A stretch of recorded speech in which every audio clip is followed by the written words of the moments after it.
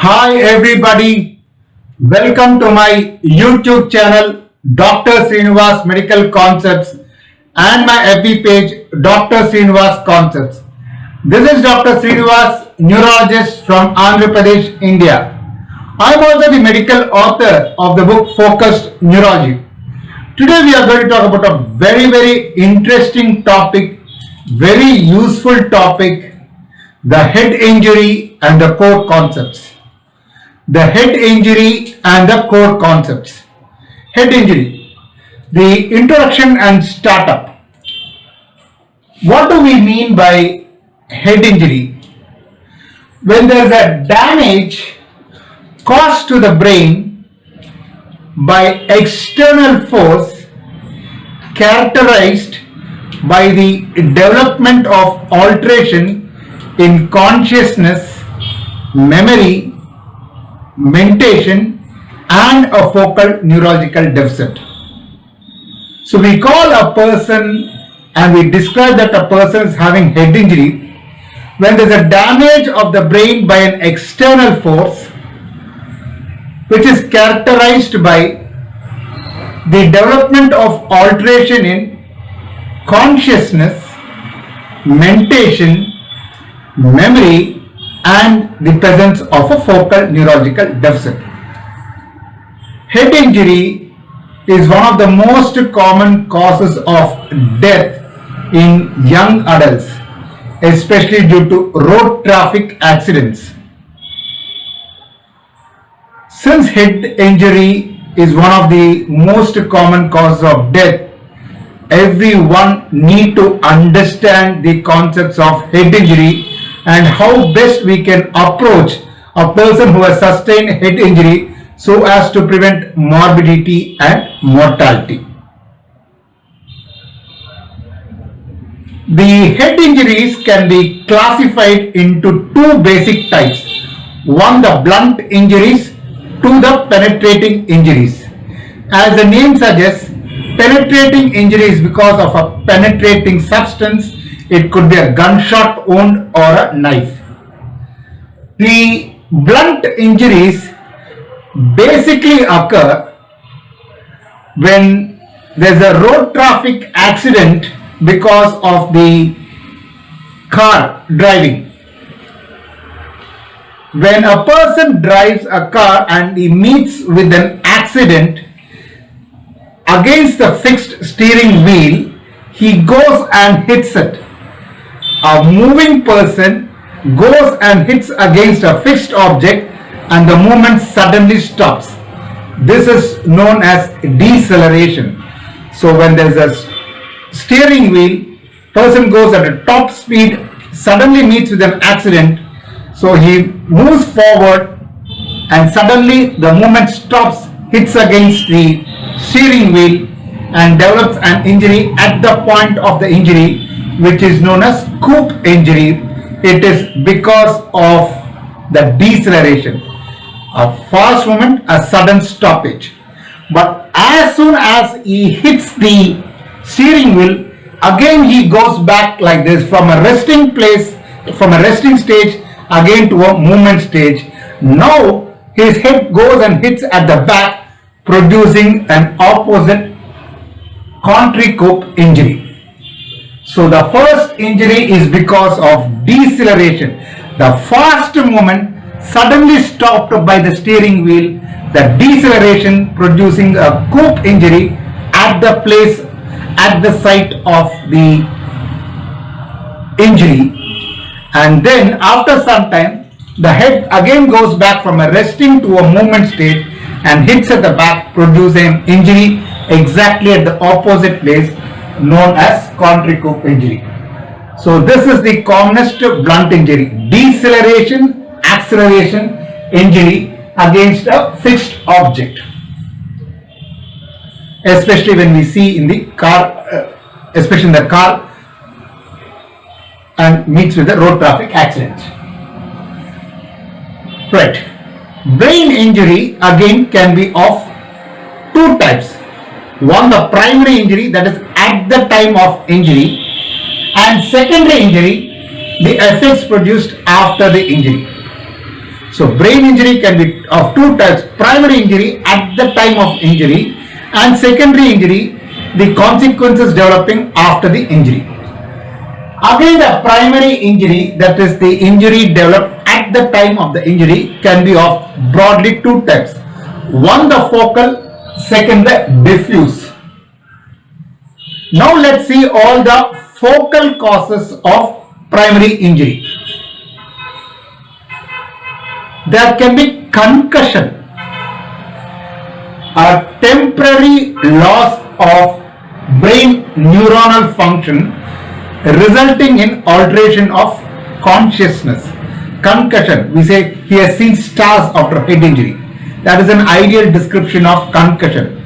A temporary loss of brain neuronal activity which may result in an alteration of consciousness.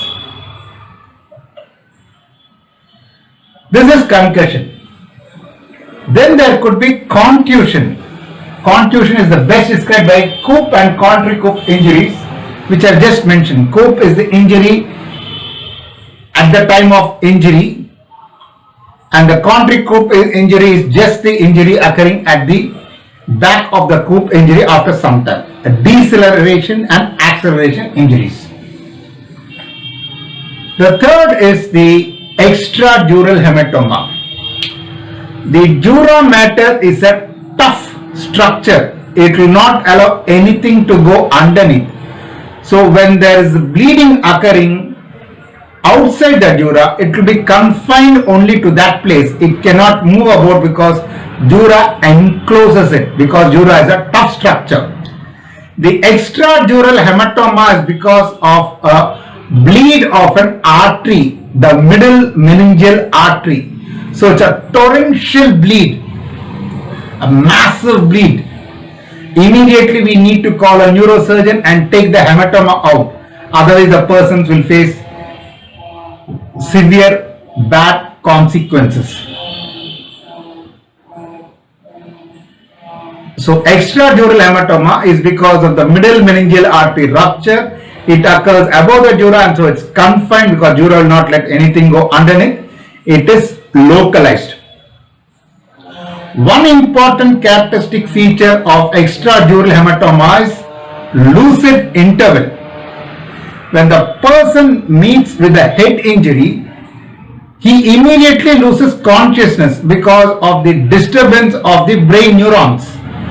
The electrophysiological activity, the physiological impairment of the cerebral neurons, there is a momentary disturbance of consciousness and loss of consciousness. So he loses consciousness.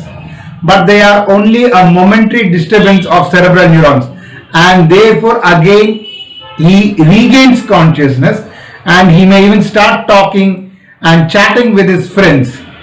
But then after some time, as the arterial bleed keeps on continuing, it starts accumulating and accumulating, expanding, going and compressing the midbrain. The RAS system gets affected, the reticular activating system. The person loses consciousness. This is lucid interval, very characteristic of extradural hematoma. Loses consciousness at the time of injury, regains consciousness and becomes apparently normal, only to again lose consciousness because of the expansion of the extradural hematoma. There are two important consequences and important concepts to be understood in extradural hematoma. One is the Monro-Kelly hypothesis. According to the Monro-Kelly hypothesis, the intracranial compartment contains three components. One, the brain, which forms about 1200 ml, 80%. Second is the blood, which forms about 150 ml, 10%, and cerebrospinal fluid, which forms about 150 ml, that is 10%, approximately. So basically the intracranial content contains three components: blood, brain and CSF. And therefore if one particular component is expanding like a hematoma in the brain, the other two components have to decrease to accommodate the extra mass. Otherwise, the intracranial pressure will start raising. This is the beautiful concept explained by Monro-Kelly hypothesis. So the intracranial compartment contains three components: brain, blood, CSF. If one component is increased in area, it has to be at the expense of the other two components. That means they have to decrease. In case they do not decrease and continue to remain the same, and one component starts increasing, then the intracranial pressure will start raising. So what will happen if the intracranial pressure starts raising? It cannot go upwards because there is an overlying rigid skull bone. So it cannot expand upwards because there is an overlying skull bone which is rigid and fixed. Therefore, it goes underneath and starts going and compressing the midbrain structures, which is known as uncal herniation. So the uncus of the temporal lobe, now since it can't go upwards, it goes underneath and starts compressing the midbrain. One important clinical manifestation of this uncal herniation because of the raised intracranial pressure is that the midbrain has got the third nerve. The parasympathetic fibers run on the third nerve. So when the hematoma goes and compresses the midbrain, the parasympathetic fibers which are running superficially on the third nerve and are compressed. We all know that the parasympathetic causes constriction of the pupil. So when the parasympathetic are affected, there is dilatation of the pupil. So when there is head injury, hematoma, it goes and compresses the midbrain. The third nerve is compressed. So on the side, the pupil is dilated. The other side, pupil is normal. So this we call it as Hutchinson pupil. Very important clinical finding. If a person has got head injury, along with the state of consciousness, we have to observe the pupillary change. If there is an asymmetry of the pupil, that means his midbrain is probably getting compressed.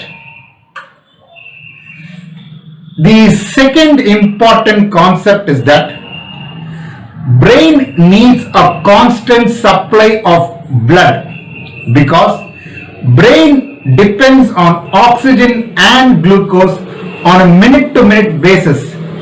It cannot afford not to get glucose or oxygen at any point of time. It has to get oxygen and glucose on a continual basis.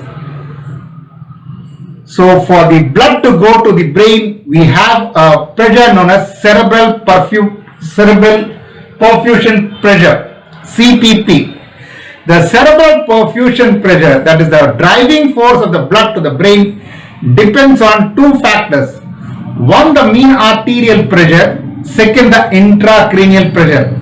The mean arterial pressure is the one which is driving the blood into the brain, and the intracranial pressure is the one which is driving blood out of the brain, and therefore the cerebral perfusion pressure depends upon the subtraction or the difference between the driving force, that is the mean arterial pressure, and the intracranial pressure.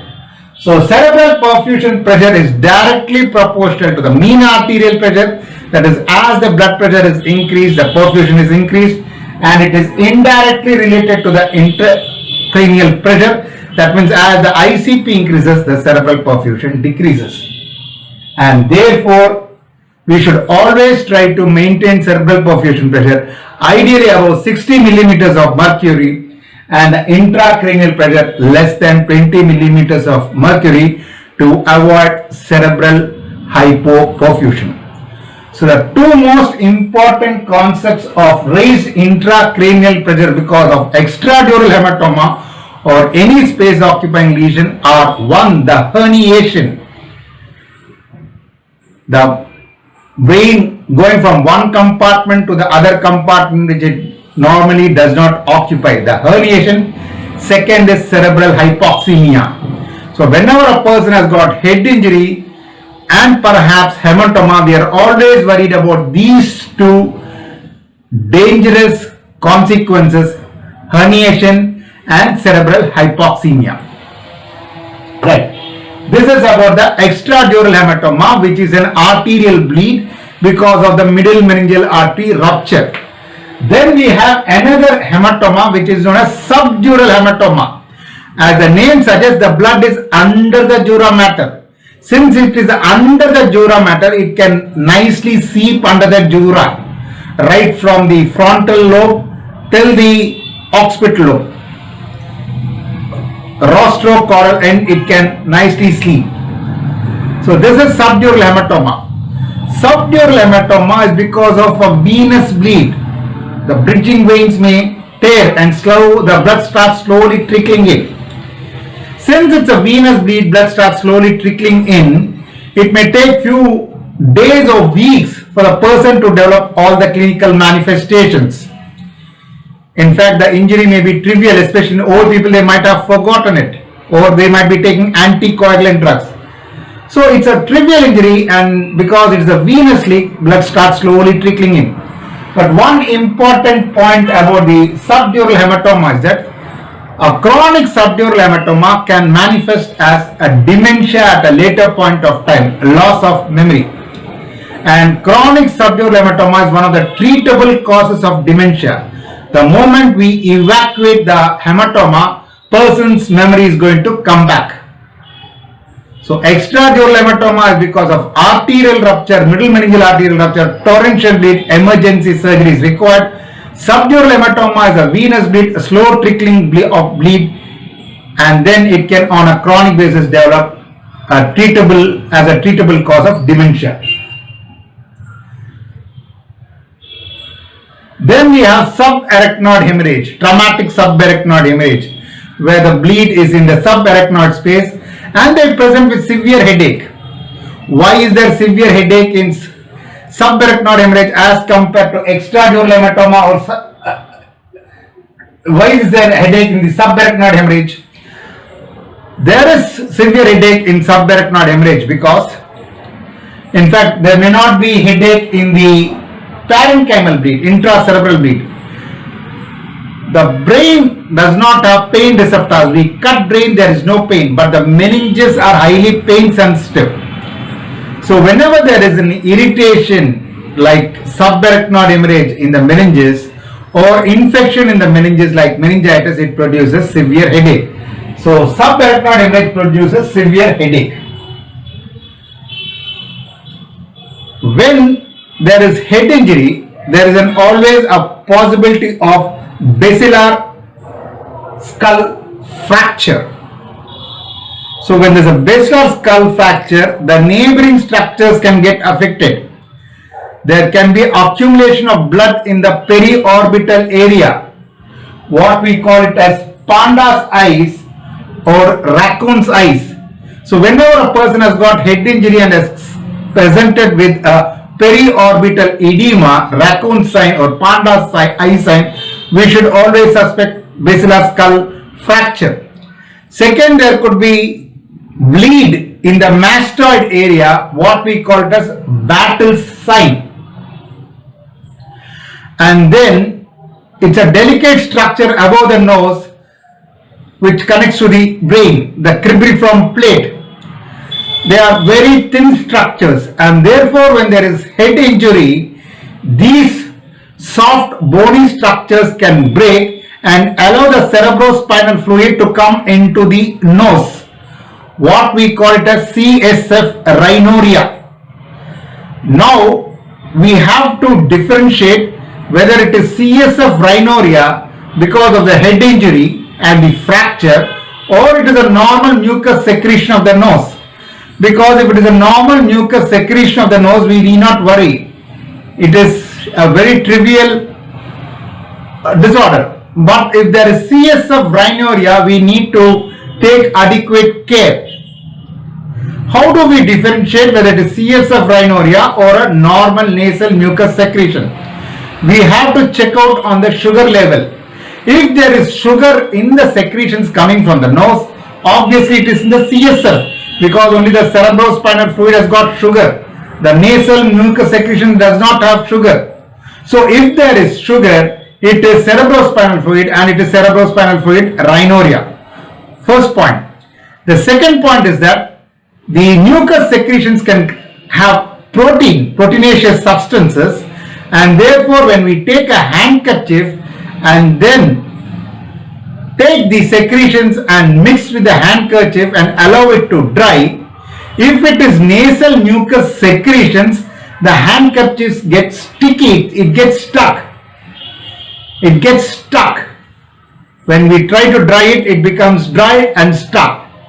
Whereas if it is CSF rhinorrhea, it does not get stuck, it is not sticky. So with these 2 points, we can differentiate whether it is CSF rhinorrhea or a normal nasal mucus secretion.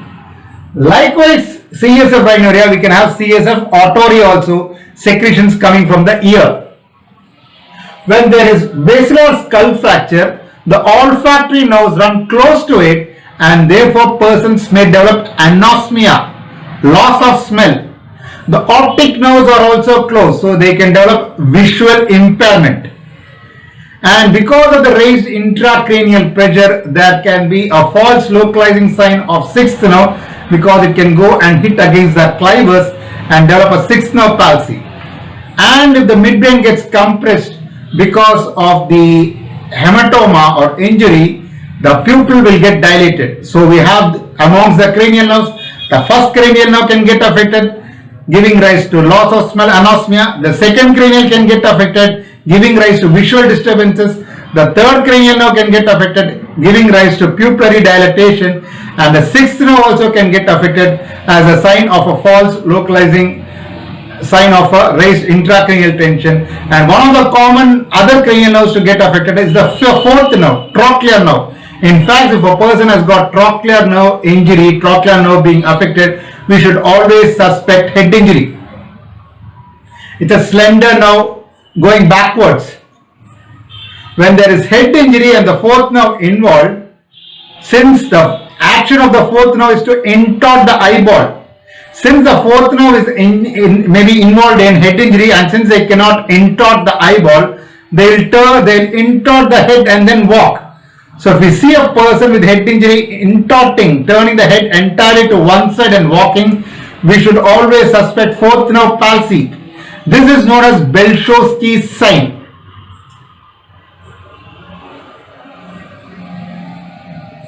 And the trauma also can produce intracerebral hemorrhage, but which usually does not produce headache. So these are all the focal manifestations of primary brain injury. The diffuse manifestations of primary brain injury are DAI, diffuse axonal injury. A person with head injury becomes comatose, but when we take CT scan and MRI, it appears normal. Just because CT scan and MRI are normal does not mean he is normal. Because when there is brain injury, the primary brain injury can affect the axons in a diffuse manner and produce diffuse axonal injury. There are shearing, tearing of the axons, especially above the midbrain as the head is turned. The axons get sheared above the midbrain. The RAS gets affected, person loses consciousness. Though the CT and MRI are maybe normal, but in a person who is unconscious with head injury, history of head injury, always we have to suspect BAI, and just because CT and MRI are normal, we cannot pass it off as normal. The intracranial pressure. So basically head injury, all of us are worried about the raised ICP because of the SON. Once there is raised ICP, two important complications occur. One, herniation, second, cerebral hypoxemia. So what is the normal intracranial pressure? Normal intracranial pressure is 0 to 10 millimeters of mercury. When a person is lying flat because of the gravity effects, the intracranial pressure is maximum, that is 10 millimeters mercury. So a simple bedside way of reducing the raised intracranial pressure is asking him to get up from lying to a slanting position, raise the head end, because now the blood, everything starts flowing back, flowing downwards. The CSF also flows downwards and the CSF pressure gets reduced. So on lying down, there is a maximum intracranial pressure in normal person, that is 10 millimeters of mercury. The simplest bedside way of reducing the intracranial pressure or treating intracranial pressure is allowing the raising the head end of the patient. If the ICP raises more than 20 millimeters of mercury, there will be focal signs of neurological deficit. If the ICP raises more than 50 millimeters of mercury, we are really worried it can produce global ischemia. The CPP, as I said, the cerebral perfusion pressure, the pressure which drives the blood into the brain, depends upon two factors: the mean arterial pressure, which drives the blood into the brain, and the intracranial pressure, which drives blood out of the brain. So cerebral perfusion pressure is the difference between the mean arterial pressure and intracranial pressure. We always want to maintain the cerebral perfusion pressure at least above 60 millimeters of mercury and intracranial pressure less than at least 20 millimeters of mercury. Normally, in normal individuals, there may be variations in blood pressure, high blood pressure, hypertension or low blood pressure, but the brain does not get affected much because of auto-regulation. Whenever the perfusion is decreased, blood vessels dilate so that the perfusion of the brain increases. So constant supply of the blood is maintained in the brain because brain needs so much on oxygen and glucose on a continual basis. It cannot afford to lose glucose or oxygen at any point of time. And when there is high blood pressure, the vessels constrict, not allowing the blood to go to the brain. So this is known as auto-regulation. The brain beautifully regulates its own blood flow. That's why it's known as auto-regulation. But in head injury, the auto-regulation gets impaired, and therefore the blood flow depends on the mean arterial pressure. It cannot automatically adjust the blood flow to the brain. The auto-regulation gets affected in head injury. The double hit. Why are we worried about these road traffic accidents? The common cause of death in road traffic accidents is because of head injury. The extradural hematoma, DAI going and compressing the brainstem, herniation, cerebral hypoxemia. This is on one side. The other side, we are worried about loss of blood, especially splenic hemorrhage. There can be splenic hemorrhage. So there can be splenic hemorrhage, loss of blood, decreasing the mean arterial pressure, and there can be blood in the brain, extradural hematoma going and compressing the brain, raising the intracranial pressure.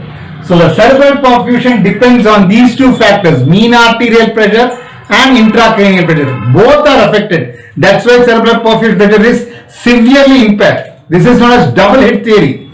The mean arterial pressure decreases because of the splenic hemorrhage, blood is lost.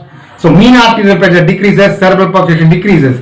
There is an increased blood in the brain, extradural hematoma, increased intracranial pressure, again cerebral perfusion pressure decreases.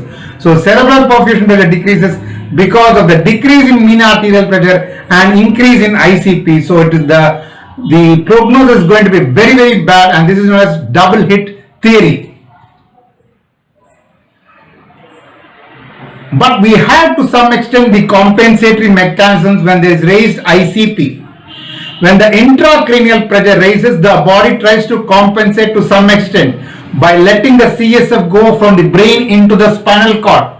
The dura mater, the meninges are thick in the brain but slightly thinner in the spinal cord, so it can accommodate more CSF in the spinal cord. That is one mechanism. The blood also drains back through the venous system into the body outside the extracranial compartment. By these two effects, the intracranial pressure to some extent can be decreased in the initial part. This is known as the compensatory phase. But after that, these measures fail, and the blood and the intracranial pressure really goes very steeply high, and this is known as decompensated phase of intracranial pressure. When we approach head injury, basically we would like to know whether it's a mild injury, moderate injury or severe injury. There are many ways, but a very simple way of assessing whether it's a mild injury, moderate injury or a severe injury is based on Glasgow Coma Scale, GCS. The three parameters which we consider in Glasgow Coma Scale is EMV, eye response, motor response and verbal response. The maximum is 15 points and the minimum is 3 points. So when a person has got more than 12, that is 13 and 14, he is having mild head injury. But when he is having GCS from 9 to 12, he has got moderate head injury. But when the GCS decreases below 8, that means it's a severe head injury and he has to be put on ventilator. So a simple bedside way of assessing the severity of head injury is based on the GCS. Less than 8, very severe injury; 9 to 12, moderate injury; 13 to 14, very mild injury. Yeah, these all I've been discussing the primary brain injury. But as this continues, the cerebral perfusion keeps decreasing. So once the cerebral perfusion pressure starts decreasing, it leads to secondary brain injury. So a loss or decrease in cerebral perfusion pressure is a fundamental mechanism for secondary brain injury. So what happens when there is hypoxemia? Brain tries to compensate by dilating the blood vessels so as to increase the oxygen to the brain. But then blood is one of the three components of the Monro-Kelly theory: the blood, brain and CSF. So when the blood vessels dilate and the blood increases, initially it may do good by taking oxygen to the brain. But since the vessels are expanding, the blood also increases. So one of the three components of the intracranial compartment increases. So intracranial pressure rises. Again hypoxemia. Again dilatation of blood vessels. Again increase in ICP. So this forms a vicious cycle. Increase ICP, hypoxemia, dilatation of the blood vessels, increased blood component, increased ICP, hypoxemia. This forms a vicious cycle and leads to lot of other accompaniments of secondary brain injury. They are hypoxemia, hypotension, anemia, raised ICP, impaired autoregulation, hypercapnia, hyperglycemia and pyrexia. So how are we going to treat a person having head injury? Basically, we have medical line of treatment and surgical treatment. The medical treatment is to decrease ICP, that means to increase the oxygenation of the brain, and second is to decrease the metabolic rate of the brain, cerebral metabolic rate. So to decrease ICP and to increase the oxygenation of the brain, the simplest way is to raise the head end of the patient, osmotic agents like mannitol, hyperventilation and Pessar therapy to increase the mean arterial pressure.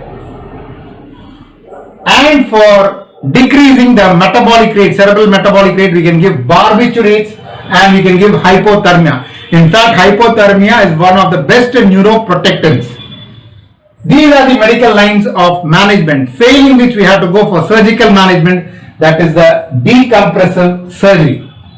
So these are all the fundamental, basic and core concepts of head injury.